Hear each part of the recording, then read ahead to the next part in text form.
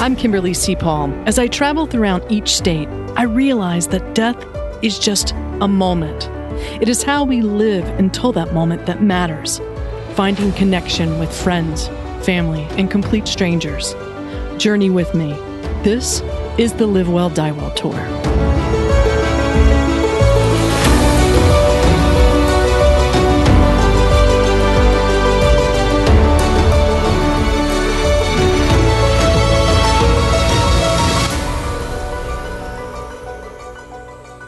Well, first of all, Jennifer O'Brien, thank you for joining me on this beautiful, almost 70-degree weather in Denver, Colorado. But you're not with me. Where are you? I'm in Little Rock, Arkansas, and it's equally beautiful here today. Oh, good. Well, I have to say thank you for sending me your work of art called The Hospice Doctor's Widow, a journal. What a beautiful piece of artwork. Thank you. Thank you so much. It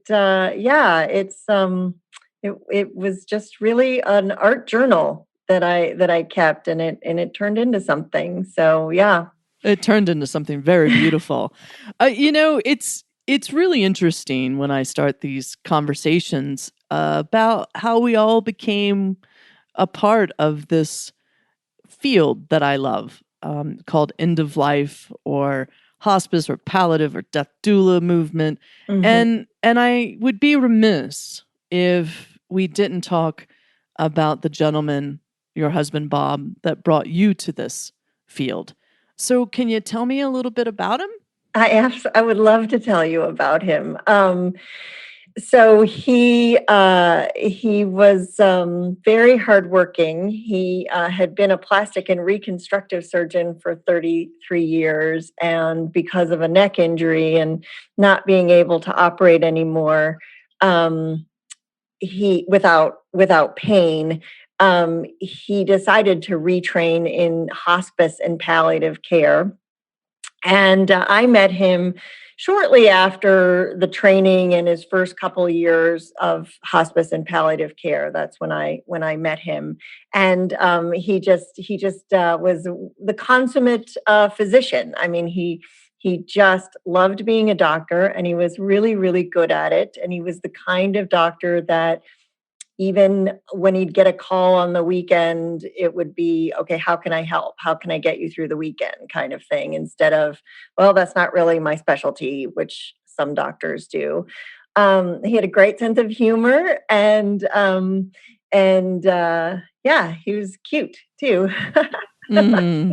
How long were you married? Well, we got married in 2012. We fell in love in 2011, spring of 2011, and fell in love rather quickly and moved in together. And and then just ended up actually getting married at the cancer center where he worked. On a Friday after work, with about 15 people there, and including a patient who, when he told her what he was doing, going downstairs to get married, and she was like, "Can I come?" And that's great. You can come. Yeah, it was awesome. It was really great. Oh, I love him already. I know. He was really incredible. He was a lot of fun. So he was a hospice and palliative care physician, which yes. I guess that title, they tend to really have educated me and been a lot of them my mentors throughout the years, 20 years that I've been in hospice and palliative care. Here's a question for you. They say that hospice and palliative care physicians die differently than other physicians and other individuals. Do you find that true? Well, let's see. That's a great question. I think physicians in general might die differently, is one speculation I have. The only physician whose bedside I've been at when he died was Bob, so I'm not sure I have much of a control group on that. But we certainly had a different journey because he was a hospice and palliative care doctor. Let's talk about that journey. Yeah. I mean, because here he is, a hospice and palliative care physician, and he's taking care of those who are in the last stages, or are on the last stage of life, of their living life. And what was it like when your husband told you there was something going on? Yes, that's exactly how the book started, really, was that that here he had been helping patients and families, navigate serious illness, and then as serious illness turns to end of life, making that transition. And now all of a sudden, and there were very specific things he did and said and talked about with his patients in order to help them understand what was really going on, like the concept that's in the book of precious time, and telling them about his own parents who had two. Each of them, the father wanted only to get comfortable from the first instance of disease, and his mother wanted every life extending measure. And he would always tell the patients that story and say, we honored both their wishes because the right answer is your answer. There's not a right or wrong way to do this. It's your way is the right way. And so all those things that were so powerful with his patients now, right, were turned on us. And so I started creating these pages with these digital collages and somewhat artistic interpretations of those concepts, and then writing notes on top of those collages, and that was my art journal. So it was distinctly different because we were taking all that and now applying it to ourselves. It was also different in that he, as I think most doctors do, approached treatments differently, had a lot more insight to what potential side effects were going to mean to him, and had some pretty distinct ideas, which I imagine a lot of hospice and palliative care doctors do, about how he didn't want to die, what he didn't want to die of, if he could avoid it, meaning like bowel obstruction or those sorts of things, certain things that stood out to him as being particularly either painful or difficult way to die. So he would always weigh certain complications and side effects of drugs in a way that maybe you or I wouldn't necessarily know how to do. I tried at one point, as I was observing him doing that with one of the subsequent chemotherapies that was presented to him, I actually put a page in the book that talks about treatment decisions, because I observed kind of in layperson, in our terms, what he would go through when he was making those decisions, and I put that in some notes in the book as well. What was Bob's diagnosis? So initially, he found a couple of lumps in the left side of his neck, and we watched them for a while. And well, I say we when I mean an otolaryngologist watched them. Right. And by we, I mean some doctor. No, I'm just kidding. We watched them for a while, and then this doctor was uncomfortable watching them anymore and said, I'd like to biopsy them. And at the same time, Bob had been having discomfort, abdominal discomfort, that he described as what he thought was diverticulitis. I've never had diverticulitis, thank goodness, but that's what he thought it was. And so, as so many physicians do when they're at their colleague's office as a patient, he said, run that CT on my abdomen. I'd like to see what's going on in there. And they found some lesions, and kind of thought it might be a lymphoma that was. And then when the biopsy came back after they needle biopsied the neck, and we got a call that night that while it was not lymphoma, it was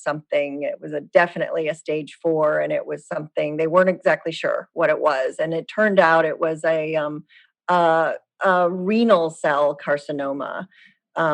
So by the time it was diagnosed, it was already throughout his abdomen and in his thoracic spine, and obviously up in his neck. So, oh wow. Yeah. And he lived for 22 months following that initial diagnosis, which was certainly longer than we initially thought he was going to have. And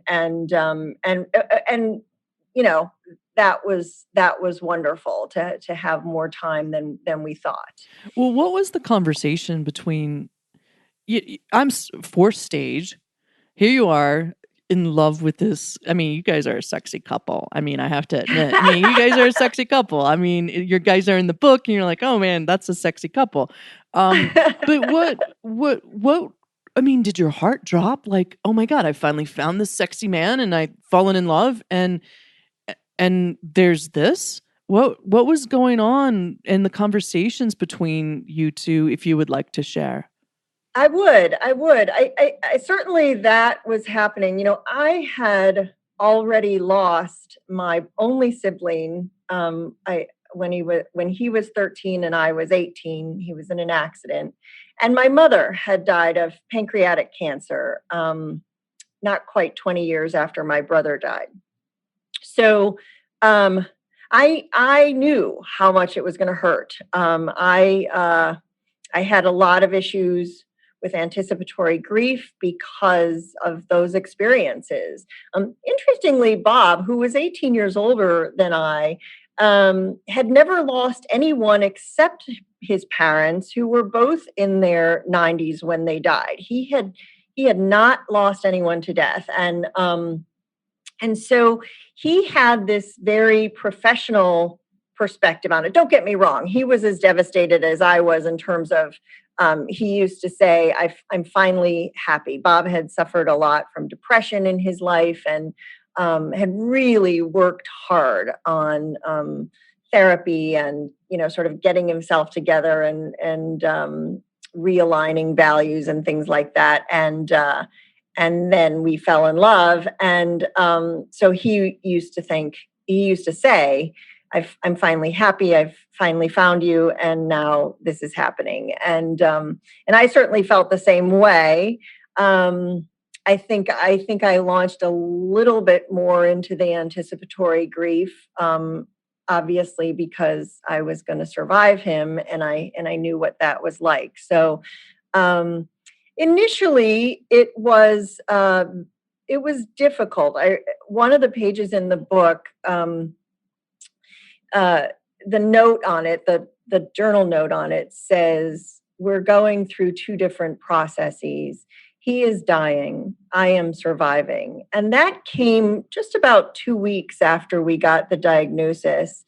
He and I got into a big argument one morning, and it was, foolishness, of course. And as I kind of went off to lick my wounds, I thought, wait a minute, I don't want to have another, we're into precious time. We need no more silly arguments. I mean, we're going to have some arguments, I'm sure, but not silly ones. This is crazy. But it did make me realize that while intertwined, they are two different processes. They have two different outcomes. Bob used to always say about his patients, the patient's going to be fine. He'd say, I've seen death thousands of times. It's very peaceful. It's the family that you worry about. And so just realizing that I was going to go on from his death, after his death, and I wanted very much to go on not having any more silly arguments to look back on, right? I wanted to be able, when he did die, to go on and look back and say, no, we made the most of every everything we possibly could have in terms of love and affection. So, and care. So yeah, initially it was rough. It was very rough. But really, I think that was the last silly argument that we had. That's which so is nice. Sweet. Yes. Yeah. But were you a caregiver with your mom? Well, no, yes and no. My mother had to be admitted. The way that we found her diagnosis was a compression fracture in her lumbar spine. And so she couldn't ambulate. So she was inpatient when they actually found that she had a metastatic pancreatic cancer, and lived for 5 weeks, but never got out of the bed. So yes, I went and sat with her every single day, and of course advocated for her in the hospital and then in the inpatient hospice, but not caregiving like this was with Bob. Oh, wow. So Mm-hmm. you really didn't know the realities of caregiving prior to your husband, Bob? That's right. I did not know. Oh. I had no idea. So what inspired you to support other caregivers through this work of art? Because, I just have such this soft little spot for caregivers because they don't know the roller coaster they're about to enter, the compassion fatigue, but they would not have it any other way. The majority of them feel this way. So, I mean, what inspired you to want to write this book to support other caregivers as well as tell your and Bob's story? Well, honestly, I didn't write it to be a book. I kept it. This was, this is the weirdness of it. I kept it as my journal. The book is really my journal. And what happened was when a couple of things happened. So I kept going with it after he died. And I would say about 2/3 maybe of the journal of the book is prior to his death, and a third are journal notes that I kept after he died. And so I was probably, I don't know, it was a year and a half or so after Bob died, maybe 2 years, and I had it. I had put it into a vacation book, I love a it. picture book software thing, where you put your pictures in and they send you a book. Yeah, I wanted to see what it felt like to hold it in my hand, Oh, instead of just a stack of pages. And you and I are so much alike. and so anyway, I had that, and I was working. I do a lot of my career has been in healthcare, in the administrative and leadership business side of physician organizations. So I do a lot of interim CEOing for very large physician practices.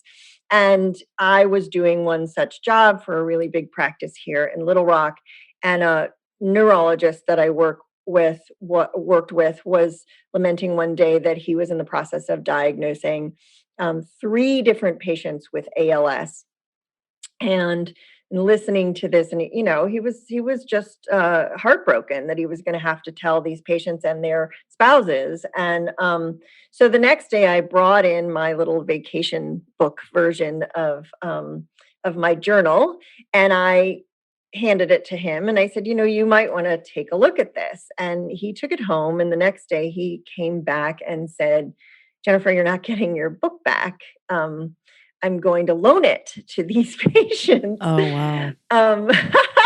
And he said, and you need to figure out how to get that published so that it is more widely available, because that thing is really helpful. He said that closes a gap between what I, as the physician, can do for the patient and what the family caregiver really needs to understand is happening.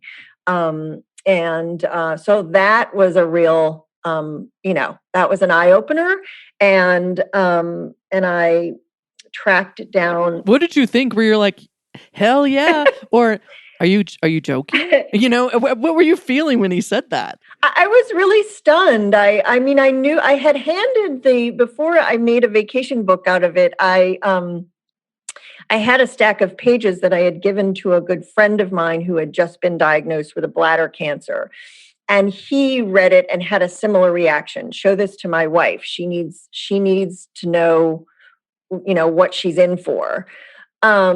And so I wasn't totally surprised at the sort of sentiment, but I was so surprised at this physician's, sort of firmness about figure out how to make this available, Jennifer, because we need it out in the world. And so that just kind of propelled me. And the next, I started tweaking some things, considering that it might be presented to either an agent or a publisher, and just some things that were maybe whatever needed a little polishing. It was, after all, my private journal. Well, you know what, Jennifer, even with me writing my book, I wanted it to feel like a journal. And that's what, and yours is so different from mine because it just drew me in. And we have a couple of friends in common that rave about your book, but what's interesting to me is the design of the book. And it does feel like a personal journey, but it doesn't feel like I'm intruding on your journey. But I love the design layout. And I feel that you've opened the door to creativity even during a hard time. And how many people use creativity in grieving. And so talk to me, like, how did this book, your journal, become such a beautiful work of art? Thank you very much. I think that there were a couple things. You're absolutely right on this whole notion that creativity is a key element, I think, of self-care. It just is a key element. And whether it's self-care, taking a few minutes to either jot something down or create something, paint something, in my case, do a digital collage, or whether, whatever it is, or if it's self-care in after you've lost someone and you're grieving. For me, one of the keys was that I was teaching myself how to do the digital collage. So there was a real balance between head work and heart work. I knew what I knew what I wanted to do, and then was sometimes having trouble making the machine do it. So there was this nice balance of head and heart in the whole thing. And that really helped me a lot. That's an important element for my self-care. I will say, though, that really the pages are the pages. I didn't do anything. I wonder if maybe what you're, in terms of the design, I wish I could tell you it was on purpose. It isn't. It wasn't. I guess is what I'm saying. I love it. But what? I do think that the woman who Amy Ashford designed the cover, and I do think that was a beautiful piece of design work. That she, and the cover is basically really narrow strips from the different pages in the book. Oh, wow. All lined up together. Yeah. And that, I think, was just this stunning observation on her part of how the inside of the book really needed to come out, to the cover. That's amazing. Yeah. It really is a beautiful cover. It is. And, I wish I could take credit for it. Well, what kept coming to my mind as I kind of panned through your book is the space that it allowed me to feel some of my own grief of people I've lost. But I kept thinking of this one question, why I panned through your book. Like, do you think your husband, Bob, would have imagined that it would be you to carry out some of his legacy in caring for those who are caring for the dying? I don't think he anticipated that. No, I don't. I do. So he would be surprised. I think so. Yeah, I think he would be surprised. Or maybe he would be impressed. Well, he would be, yes. So Bob was profoundly, he was a profound introvert, and he was very good at talking to patients and families one-on-one, but that was in his doctor mode. But as far as, speaking to people he didn't know very well, that sort of thing, it was incredibly stressful for him. So, so I'm definitely uh, able to sort of parlay his work out into the world in a way that I don't think he would have ever done himself. Are you surprised at some of the reaction that you are getting from? I Yeah, am. right? I'm very pleasantly surprised. Yes, it was I'm not going to lie. It was super scary to release one's very, personal art journal about the saddest time in their life out into the world. And I'd never, it just was really scary. And there was a lot of, I worried a lot, and I worried a lot whether Bob thought that I was, what he thought. Am I doing the right thing? What would he say if he were here? And back then, this was, about a year ago when the book first came out.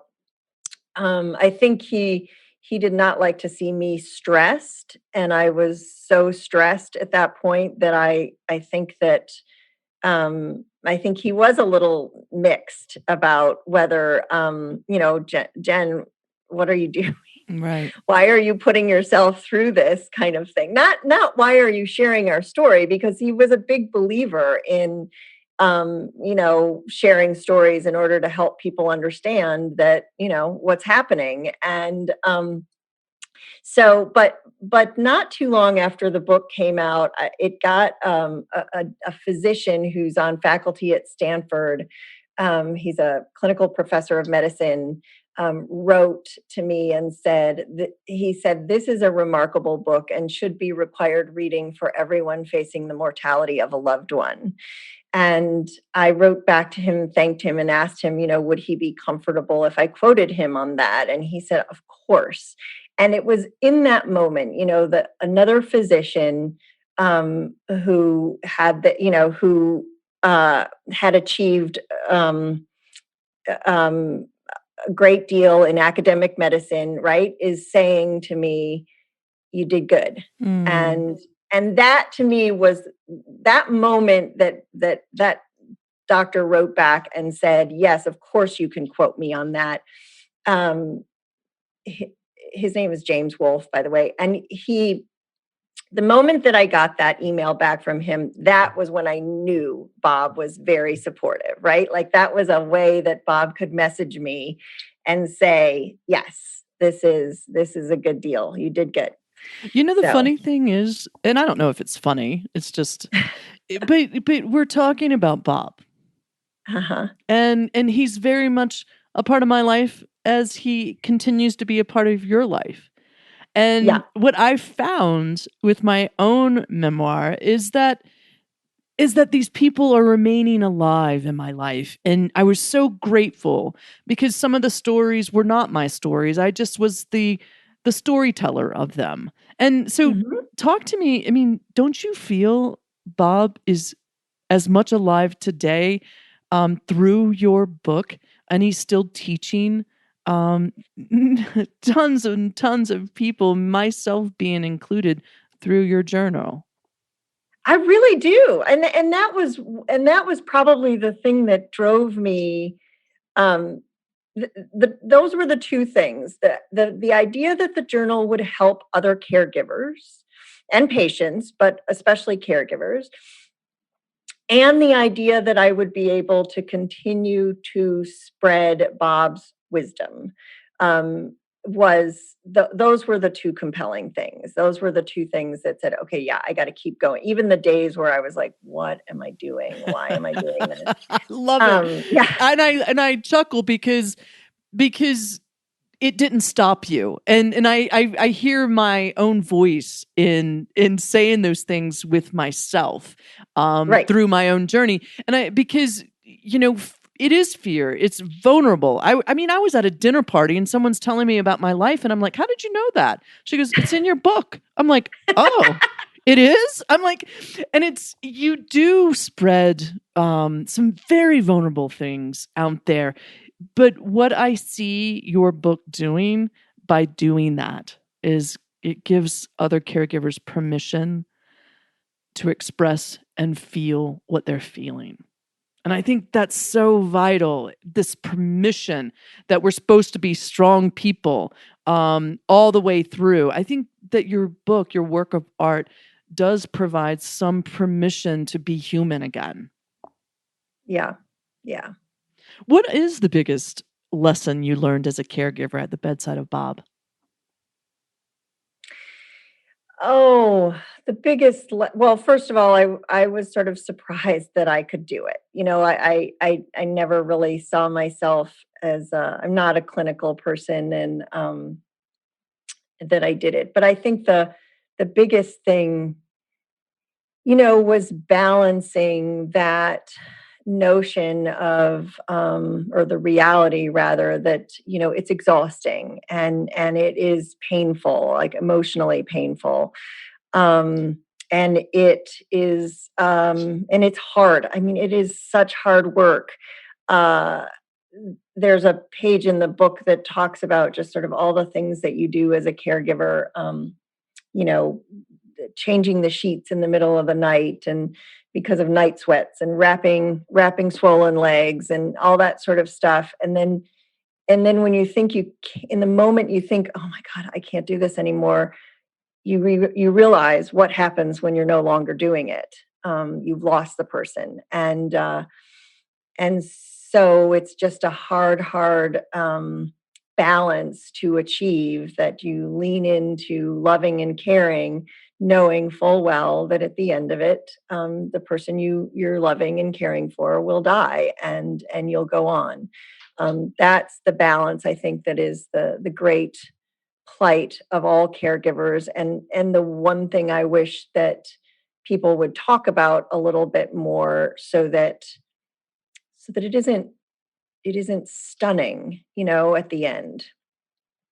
There's not some element of surprise, um, because at the end of life comes death. I mean, even, even with cancers that get cured, right? The person at the end of life will still die. Maybe not of that cancer, but however many years down the road or whatever. So, And I think I have an expiration date somewhere on my body that I can't see either. yeah, It's we all do. Yeah. yeah, exactly. And I think it comes to, the more I think about my own mortality, the more boldly I live today. Because Mhm. it's like I can't see that expiration date, but I know it is there. Um, Right. to close, I would love, what do you miss most about Bob? Oh, his sense of humor. Was it dry wit? Was it just sarcastic? Or tell me a little bit about that. No, we just did silly things together. Uh, we used to say we lived in a musical, and we'd sing really badly to each other. I love it. Make up these stupid songs, but they were fun and loving, and they sounded awful, but that kind of thing. Well, why And don't you just give us a little line? No, I'm just no, kidding. no, no, no, no. That is not necessary. No, no. We'll save that for Bob. No, no. Well, I love your laugh, and I could totally see how your husband fell in love with that laugh too.